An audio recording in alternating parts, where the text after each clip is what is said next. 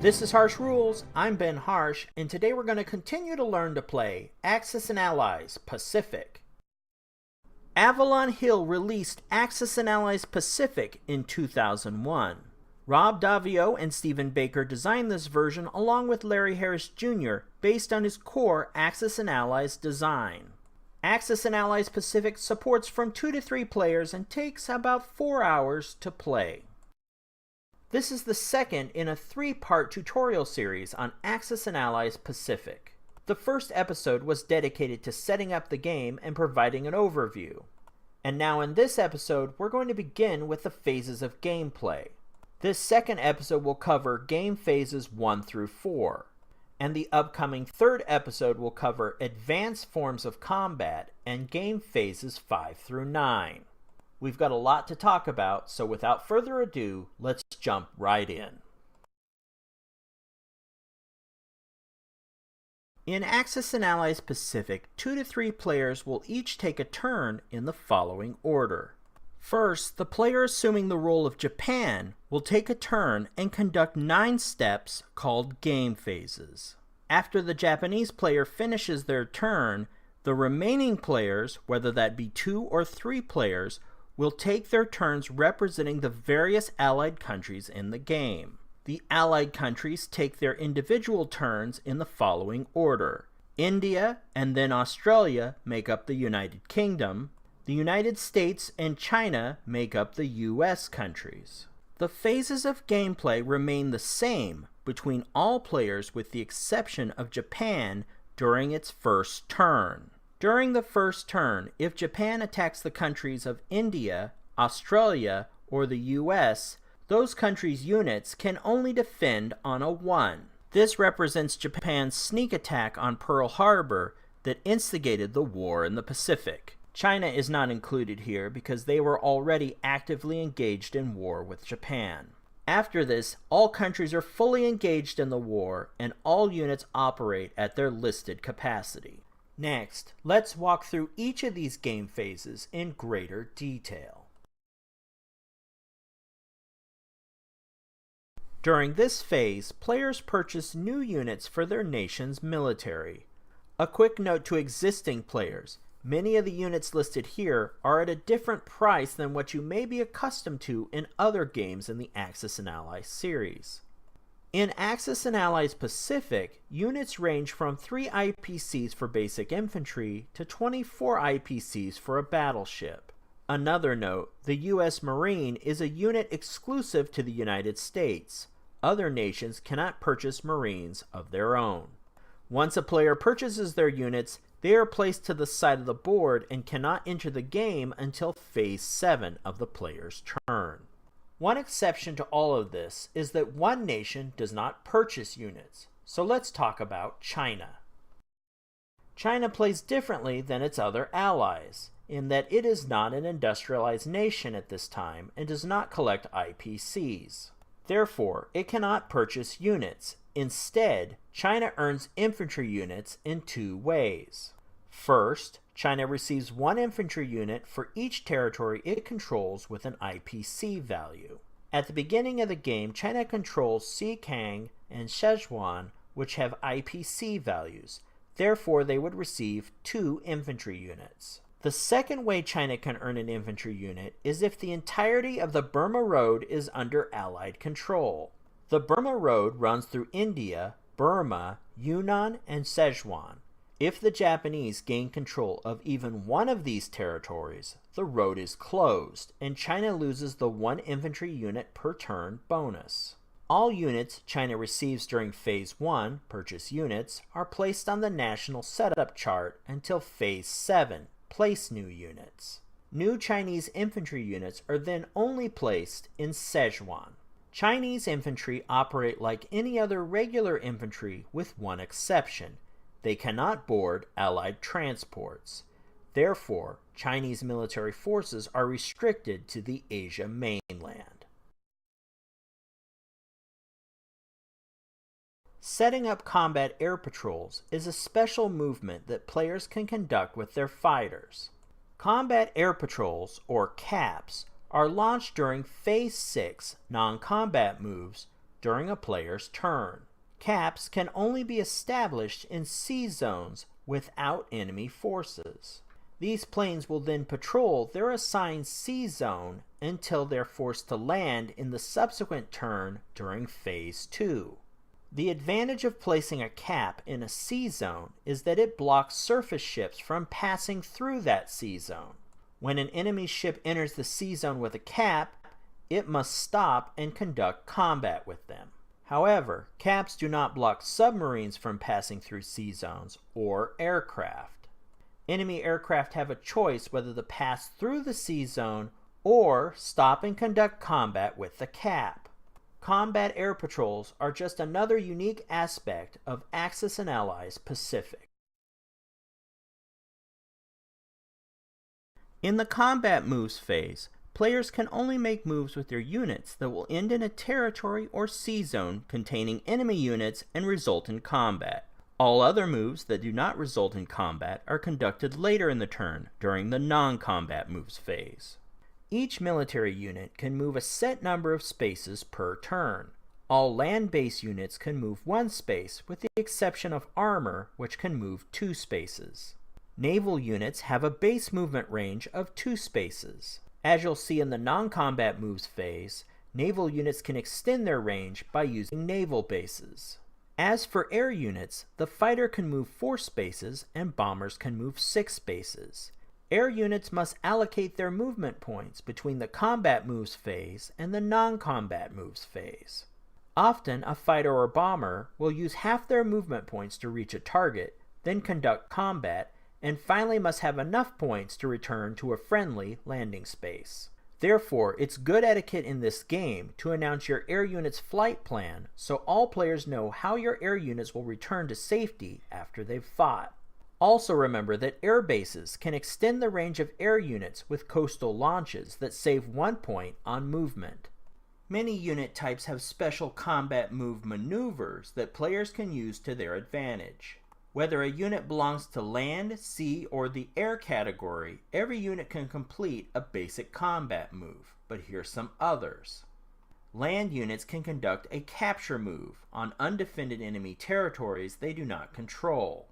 Tanks can conduct a blitz maneuver that allows them to pass through an undefended territory, capture it, and proceed on to conduct combat in the next hostile territory.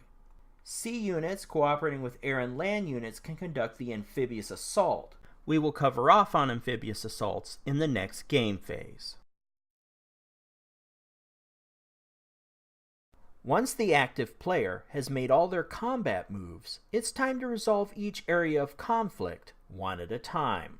All military engagements in the game are resolved on the battle board with dice rolls. Each plastic miniature type has an attack and defense rating. A player must roll the unit's rating or less to score a hit on the enemy.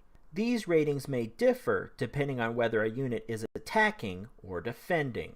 The ratings to hit are printed down the center of the battle board. This board shows Roman numerals, but these are equivalent to the pips on a die. This sequence organizes the battle board into lanes. The attacker and defender space for each lane has the silhouette of each eligible unit for this rating. The first lane has units that hit on a die result of 1, the second lane a 2 or less, and so on. A die result of 5 or 6 is always a miss.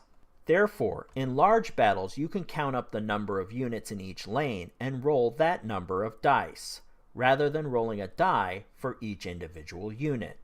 As a reminder, during Japan's first turn, when they attack the US, Australia, or India, those countries are caught off guard and their units defend on a 1.